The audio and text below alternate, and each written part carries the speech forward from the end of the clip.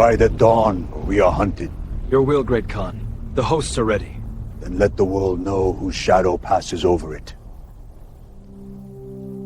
When Monk Khan rose to power as the Great Khan in 1251, he wasted no time pursuing his grandfather Genghis Khan's grand vision, the creation of a world empire. To carry out this enormous task, he appointed one of his brothers, another of Genghis Khan's formidable grandsons, Hulagu Khan. It took Hulagu 5 long years to raise and prepare an army worthy of this mission. Once assembled, the Mongol war machine began its march westward from its base in Persia, aiming to subdue every nation that stood in its path. Under Hulagu's leadership, the Mongols crushed some of the strongest and most enduring dynasties of their age. The Great Khan had issued a clear decree. Those who submitted peacefully were to be treated kindly, while those who resisted would face utter destruction. One by one, the kingdoms in the Mongols' path bent the knee. Those who accepted Mongol rule even sent troops to join Hulagu's forces. By the time the army reached the gates of Baghdad, it had become a coalition of many peoples, including soldiers from the Kingdom of Cilician Armenia, the Georgian realm, and even Frankish contingents from the Crusader stronghold of Antioch. The legendary assassins of Persia fell before them. The once mighty Abbasid Caliphate, the 500-year-old seat of Islamic power in Baghdad, was annihilated. Soon after, Damascus, the jewel of the Ayyubid dynasty, fell as well. With victory after victory, Hulagu's path seemed unstoppable. His next objective was to march southward, through the remnants of the Crusader Kingdom of Jerusalem, and confront the last major Islamic power still standing, the Mamluk Sultanate of Egypt. In 1260, Hulagu sent envoys to Sultan Qutuz in Cairo, demanding his unconditional surrender. Qutuz's reply was defiant. He executed the Mongol envoys and hung their heads above Bab Zuwayla, one of Cairo's grand gates, as a warning to the invaders. But Hulagu, at that moment, was unable to retaliate.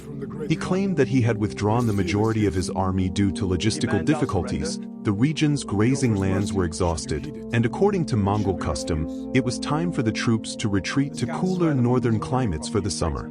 During this period, the Mongols tried to secure a Franco-Mongol alliance, or at least compel the remaining Crusader states to submit.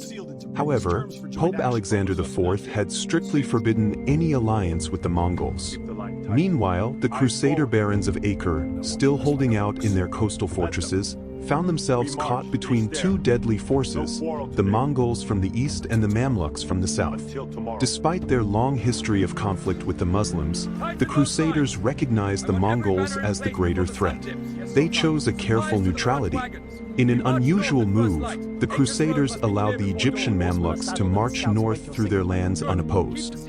Mamluk forces even camped near Acre to resupply, a remarkable gesture in an age when Christians and Muslims rarely cooperated. When word reached Cairo that the Mongols had crossed the Jordan River, Sultan Qutuz and his army advanced northward. Their destination was a small spring known in Arabic as Ain Jalut, and in Hebrew as Herod's Spring, nestled in the Jezreel Valley. The Mongol vanguard, which included units from Georgia and roughly 500 Armenian soldiers from the Kingdom of Cilicia, advanced first. But the Mamluks had one crucial advantage. They knew the terrain intimately. Qutuz used that knowledge to craft a deadly trap.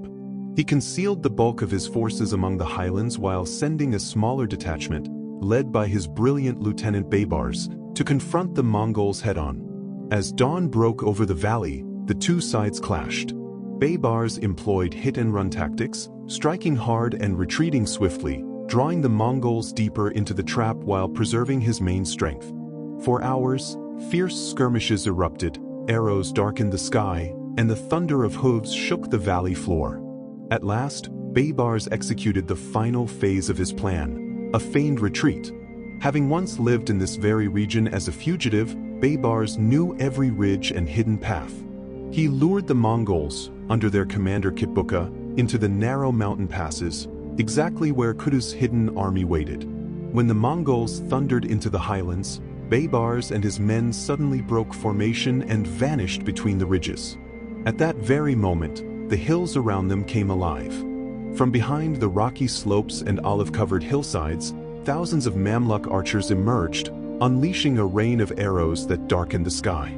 The Mongols were caught completely off guard. Kitbuqa, the veteran general leading the invasion, realized too late that he had been deceived. The Mamluk army surged down upon them from every direction, horsemen shouting war cries, drums echoing through the valley, and blades flashing in the sun. The Mongols, true to their fearsome reputation, fought with unmatched ferocity. They attempted to break through the tightening ring, slashing their way forward with deadly precision. 4 hours, the battlefield was chaos, the clash of steel, the shrieks of warhorses, and the cries of men locked in desperate combat. From a distance, Sultan Qutuz watched the battle unfold with his private guard. When he saw his left flank wavering under the Mongols' relentless charge, he knew the moment had come. Spurring his horse forward, Qutuz threw off his helmet, raised his sword high, and shouted 3 times, "O Islam, grant victory to your servant, Qutuz, against these Mongols." His cry rang out across the valley, rallying his soldiers' courage. The Mamluk lines steadied and pushed forward once more. Step by step, they began to drive the Mongols back. Kitbuqa's men fought to the last breath, but their formation was collapsing. By midday, the Mongol army was surrounded. Hemmed in on all sides, they could neither advance nor retreat. Still, Kitbuqa refused to yield. According to later accounts, when offered a chance to surrender, he proudly declared that a Mongol never bowed before his enemies. His defiance became legendary, but it also sealed his fate. The Mongols made one final attempt to break free, charging toward the Mamluk left wing. For a moment, it seemed they might succeed. Qutuz, seeing the danger, personally led a counterattack. His cavalry smashed into the Mongol flank, driving them back toward the center of the battlefield. The Mongol line crumbled.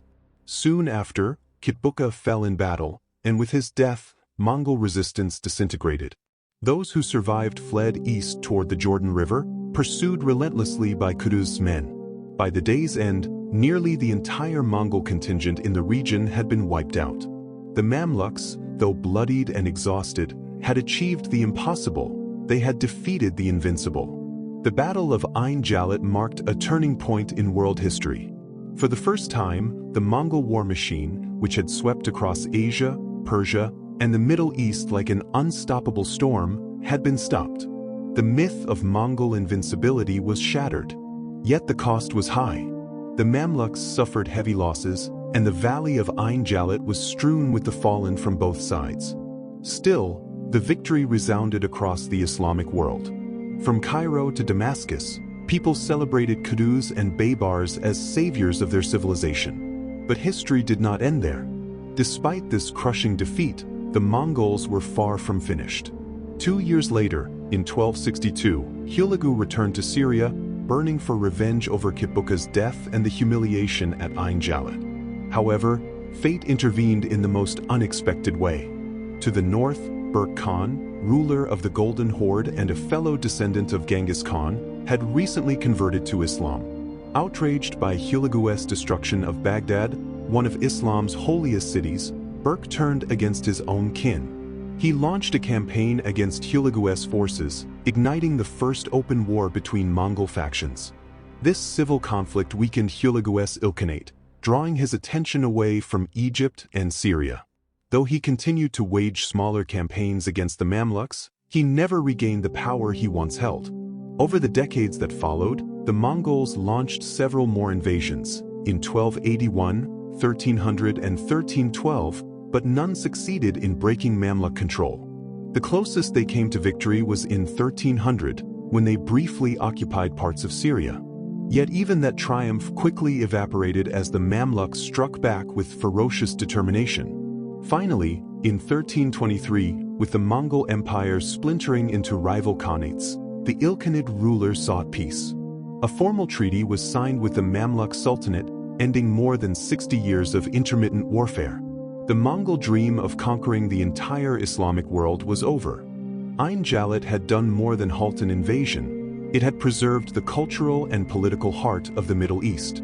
Cairo remained a center of Islamic learning, trade, and art, while the Mamluk Sultanate rose to become one of the most powerful empires of its age.